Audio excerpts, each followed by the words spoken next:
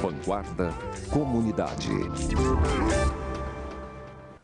Olá, bom dia. Hoje vamos conversar sobre qualidade. Nosso ponto de partida é uma ideia, a de que a qualidade de qualquer trabalho parte de mim, de você, do que há de melhor a ser ajustado dentro do ser humano.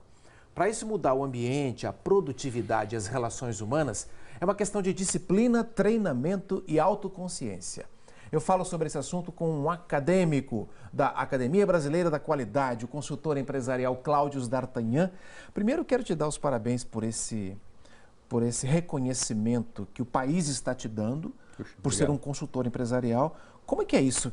O que significa isso? Porque a gente fala muito de academia aqui, Academia Brasileira de Letras, Academia Brasileira de Marketing, a TV Vanguarda já ganhou vários prêmios, com a melhor emissora do interior do Brasil várias vezes, pela Academia Brasileira de Publicidade, Marketing. Mas Academia Brasileira da Qualidade, de que trata essa academia? Que tem a honra de tê-lo como acadêmico agora. Eu sou muito honrado com isso. A Academia Brasileira da Qualidade, ela segue a mesma linha conceitual das academias, né? De todas essas que você citou.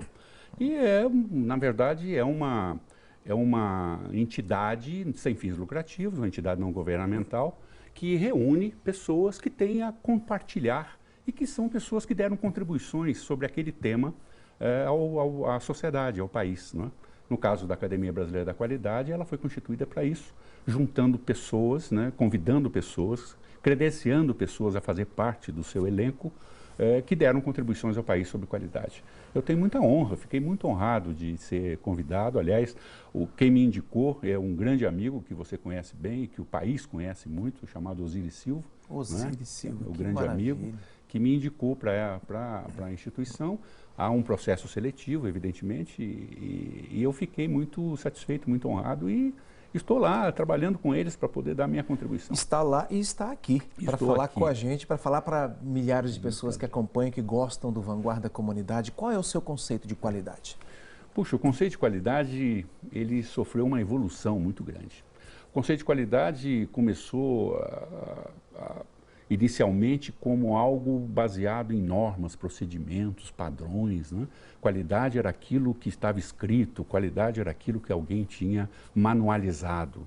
Hoje o conceito evoluiu muito. O conceito de qualidade hoje tem vistas ao cliente que vai receber aquela qualidade. Não é essa qualidade que eu acho que seja boa e que eu escrevi no manual. Qualidade hoje, ela tem a ver com o nível de satisfação de quem recebe.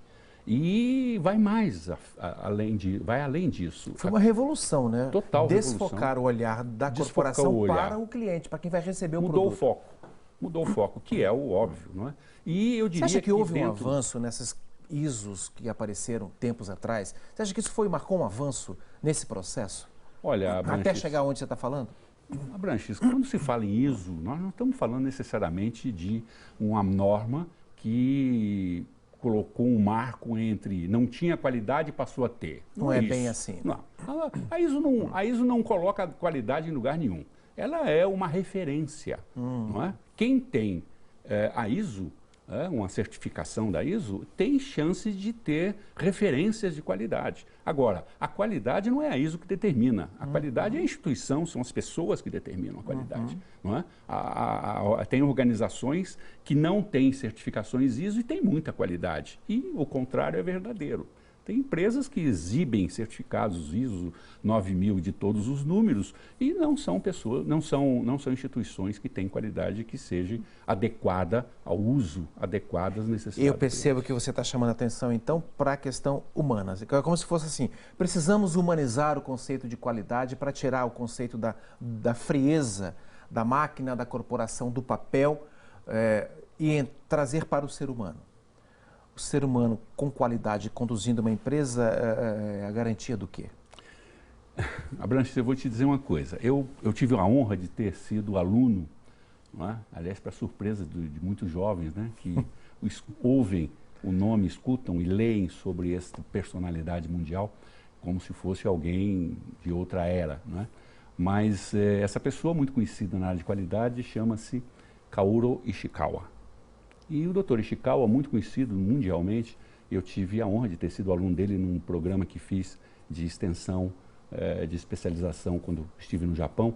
E o Dr. Ishikawa dizia algo que você está colocando que eu achava muito interessante. Ele dizia: a qualidade é feita por pessoas, não é feita por tecnologia nem por máquinas.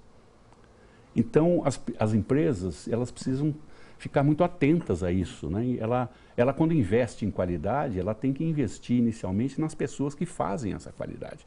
Porque o grande processo da variabilidade da qualidade está nas pessoas, não é? Dependendo do dia que chegou, dependendo do humor do dia, dependendo da vontade de fazer, dependendo da motivação, não é? Existe uma roda muito interessante que chama-se o saber fazer, o querer fazer e o poder fazer. Tem pessoas que sabem fazer qualidade, foi delegada a elas o poder de fazer qualidade, tomar decisão, mas elas não querem fazer. Tem pessoas que querem fazer, estão motivadas a fazer, delegar o poder, mas ela não sabe. E tem pessoas que sabem fazer, que estão motivadas a fazer, mas não deixam. Enquanto nós não girarmos esta roda, nós não vamos conseguir fazer uma qualidade que seja realmente do atendimento das expectativas. Eu percebo que a sua fala é muito humanizada, sempre foi muito humanizada. Você já esteve aqui outras vezes, eu sempre percebi na sua fala esse calor humano de tentar transformar o funcionário em alguém que tem um olhar um pouco mais acolhedor para o outro, para o colega que está ao lado. Você elimina um monte de problema nessa área. Empatia, você abre espaço para o carinho, para o reconhecimento e aumento da produtividade. Como é que está a receptividade das empresas para consultores como você, por exemplo, com esse olhar? É interessante porque a profissão de consultoria ela é muito termômetro nessa época, não é? Então, nesta época, né, é uma época de crise, uma época de objeções que nós estamos tendo, as consultorias são chamadas nessa época para ajudar, né? Eu estava exatamente falando com você antes do programa sobre um trabalho que eu fiz ontem numa instituição no Rio de Janeiro, que está precisando de ajuda, ela precisa de conselho. Então o consultor nessa hora, ele é um counseling, né? Ele vai lá para aconselhar, principalmente aconselhar... Ou apagar o fogo ou acender a chama de novo, né? É mais para acender a chama porque o fogo já apagou, né? Em algumas empresas o fogo está muito apagado e nós precisamos saber o que fazer. E ontem eu estava conversando com os executivos dessa empresa, mostrando o seguinte: eles não têm absolutamente nada a dever sobre tecnologia, financeiramente eles estão até estáveis, mas estão assustados com o que está ao redor, com as notícias, o que está acontecendo. E o primeiro ponto que eu disse a eles é o seguinte: é a comunicação. Nós precisamos fazer toda a empresa reconhecer isso, toda a empresa trabalhar nesse plano de contingência. Isso não é um plano de contingência da diretoria. Isso não é um plano de contingência do executivo. É de toda a empresa. Isso é um plano de contingência de toda a empresa. Aquela senhora humilde que está lá servindo café, ela é uma pessoa que tem que estar envolvida, agregada a esse pensamento, a esse olhar. Muito legal. Agora, para conseguir isso, nós temos que passar por cima de medos, costumes, regras, crenças introjetadas e que são limitantes e nos reeducarmos no sentido de buscar a cada segundo da nossa vida uma melhoria contínua. Você já ouviu o conceito de Kaizen, aquela postura ou habilidade para pequenas e constantes melhorias?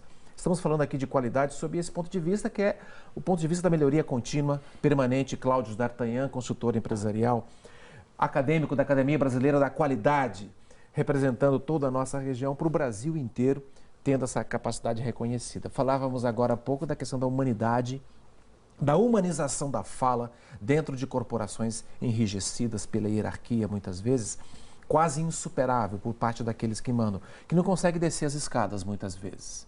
Não conseguem chegar naquela senhora que faz o café, muito bem feito, diga-se de passagem, né? E que merece o reconhecimento. É preciso quebrar paradigmas antigos para que essa empresa consiga vencer os desafios de uma crise como essa, na qual estamos mergulhados, por exemplo? E é um grande desafio, desafio. Eu acho que o maior paradigma está exatamente na estrutura empresarial, né? As pessoas são, à medida que elas crescem enquanto cargos, enquanto status, poder dentro das organizações, elas vão mudando de classe. E a própria instituição, aliás, historicamente isso sempre aconteceu, ela faz ela promove esse processo de mudança. Ela cria linhas imaginárias de divisão dentro da estrutura da empresa. Um esfriamento das relações? Esfria as relações porque mudam-se os ambientes. Existe um ambiente para determinado nível, ambiente para outro. E a própria instituição faz isso assim, eu diria até infantilmente. Por exemplo, você foi promovido a gerente, então agora você muda de restaurante. Você foi promovido a diretor, agora você muda de estacionamento. Não é? Então, ou ganha um carro da empresa. Ou ganha o carro da empresa. Não é? Você recebe determinados benefícios, que a empresa faz isso, eu diria, com as melhores das intenções. Mas, no fundo, ela cria nichos, e que são nichos de status diferenciados. Isso não depende também da forma do funcionário ou do ser humano lidar com esses benefícios que chegam? Ele poderia não necessariamente esfriar as relações com os outros que ficam mais para trás. Abranche, mas acontece que o ser humano não lida assim. O poder é embriagador. Ele se encanta, ele se encanta, não é? Ele recebe aquele status, aqueles benefícios, ele tenta manter, ele tenta defender aquilo foi conquistado, não é? Então, eu não estou dizendo que nós vamos criar uma empresa de autogestão onde todo mundo é do mesmo nível, porque também nós não sabemos lidar com isso. Não é? Agora, de uns tempos para cá, houve uma grande quebra nesse sequenciamento hierárquico. Não é? Nós tínhamos cerca de 7 níveis, a coisa de 20, 30 anos atrás. Hoje tem 3 níveis. Não é? E eu diria que com 2 níveis seria o futuro próximo. Será que a gente poderia entender, dentro dessa perspectiva mais humanista, que o problema não está no nível, que de repente existir comandantes e comandados faz parte do processo? Lógico. O problema está no ser humano que assume o comando daquele que é comandado. Tem uns que não aceitam. Bom, aí nós entramos num outro caminho, numa outra discussão, não é? Num outro olhar muito interessante, que é a competência da liderança. Então, boa parte desses que estão sendo guindados para determinados níveis de liderança, essas pessoas não receberam instruções, não receberam treinamentos e aperfeiçoamentos suficientes para isso. Para quebrar a arrogância, muitas vezes, né? E isso vem do próprio mercado. Eu diria, por exemplo, de uma das fontes desses executivos, desses níveis de supervisão, de chefia, de gestores de modo geral, que é a palavra mais utilizada hoje, que são oriundos das escolas, das quais as empresas esperam, imaginam, têm a expectativa de que a escola os prepare e lhe entrega pronto um recém-formado com toda a competência para fazer esse nível de gestão. E há um engano total sobre isso. Esse jovem não sabe, não é porque não quer fazer, é porque não aprendeu. Alguém tem que ensinar. E eu sempre digo aos meus clientes, às empresas das quais eu tenho trabalhado, de que esse fardo vai ser carregado pela própria empresa, porque as escolas não estão preparando os jovens para serem líderes empresariais, com algumas exceções, evidentemente. Algumas escolas, poucas, estão preocupadas com isso. Mas as universidades, eu sou professor universitário, eu vejo na faculdade de engenharia, por exemplo, formam-se engenheiros sem absolutamente nenhum conhecimento sobre relações humanas, sobre comando de pessoas. E às vezes a empresa dá na mão de um jovem desse no dia seguinte, quando ele entra na empresa. Exatamente, um cargo de geração supervisão. Y assumindo comando sobre a geração X, muitas vezes, mandando embora às vezes, por falta de maturidade. Que é onde se perde talento.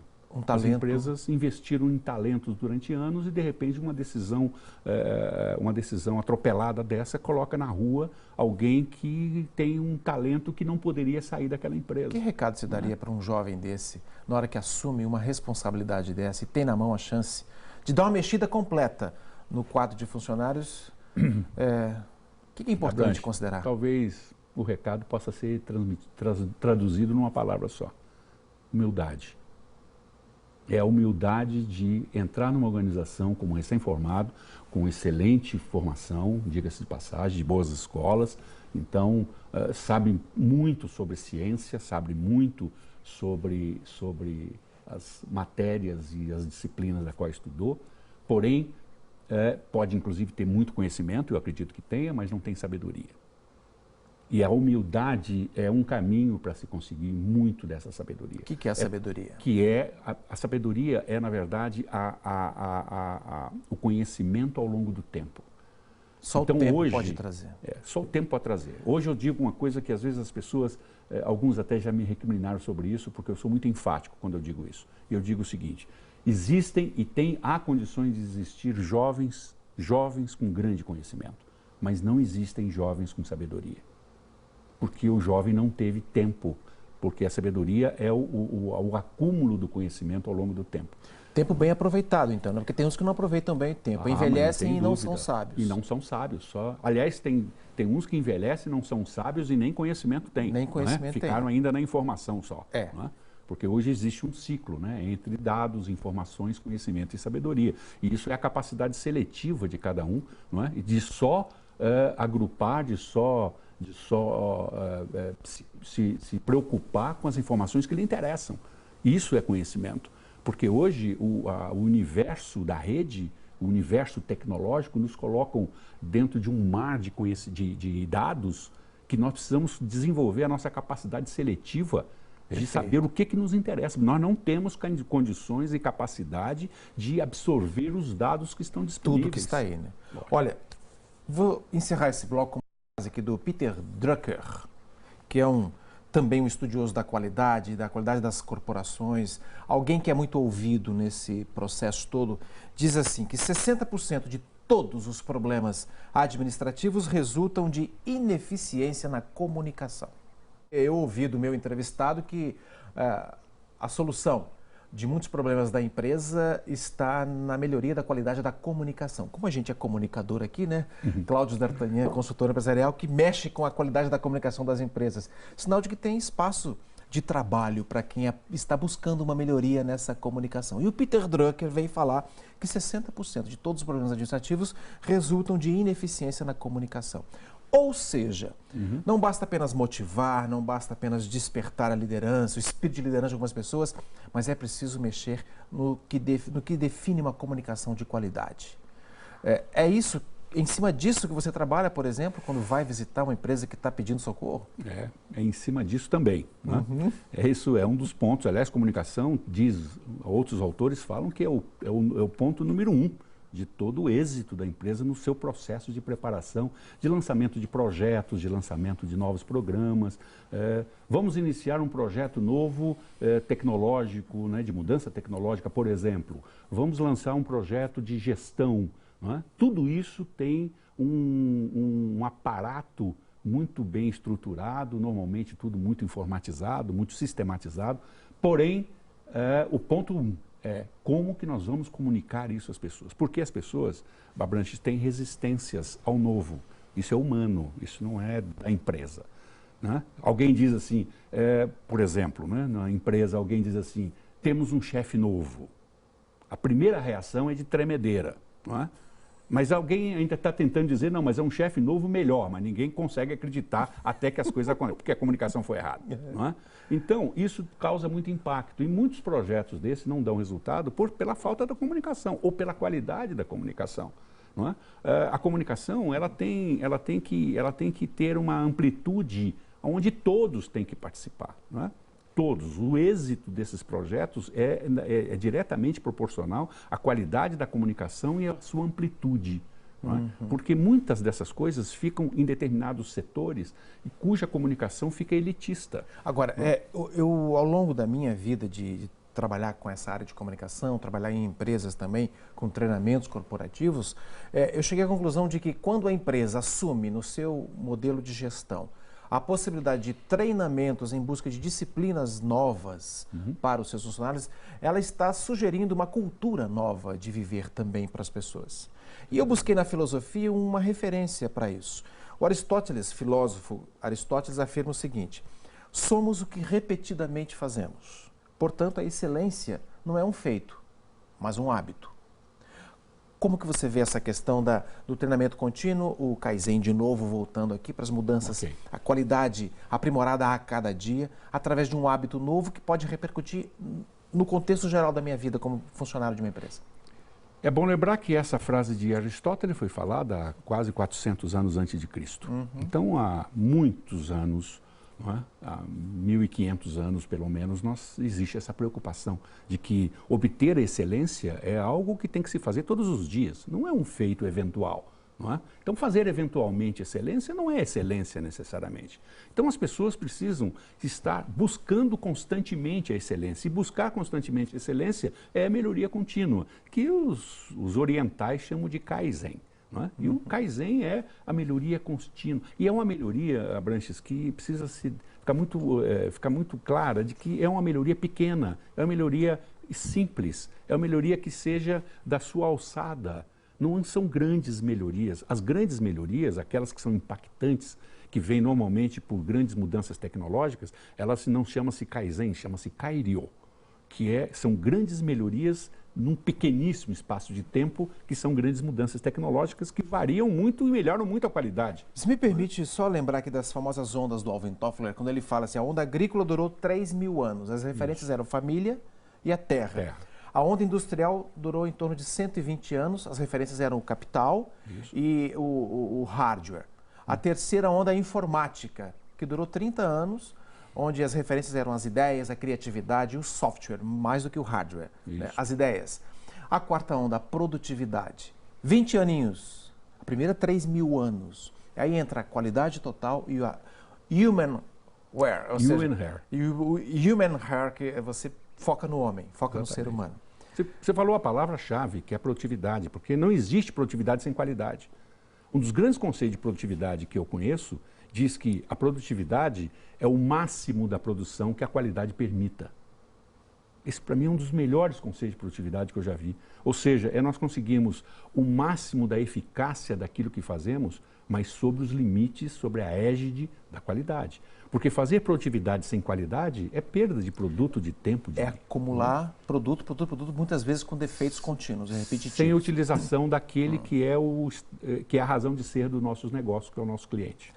Para encerrar o nosso programa rapidamente, qual que é a importância de atuar na prevenção do problema, muito mais do que na correção de rota enquanto o avião está voando? O planejamento, não é? E a prevenção, que é o planejamento prévio, é um dos grandes aspectos da qualidade hoje e da produtividade. Hoje nós temos, isso precisamos fazer através de uma análise. Essa análise é a análise chamada de contexto e análise do cenário, não é? Então, eu juntaria mais 2 Cs aí, não é? Não só o cenário, como o contexto, como a contingência e a comunicação. Comunicação, ainda então, bem, já gostei. Dentro desse contexto, desses Cs, nós teremos aí a grande chance de sobrevivermos a toda essa intempérie que nós estamos vivendo, e isso tudo faz parte da prevenção. Tenho certeza que, somando esses Cs todos, a gente inclui o quê de qualidade, uma entrevista de qualidade. Obrigado de novo, Cláudio D'Artagnan, nosso consultor empresarial. Obrigado pela sua presença aqui mais uma vez. Obrigado. Hoje vimos que a qualidade que mexe com o ambiente do seu trabalho nasce da sua vontade de mexer na qualidade da sua relação com você mesmo. Uma coisa está ligada à outra, gente. Liderar pessoas significa mostrar para elas o quanto você está motivado para conduzir o processo. Isso tem um enorme poder no alinhamento dos esforços dos grupos. Um abraço e até o próximo Vanguarda Comunidade.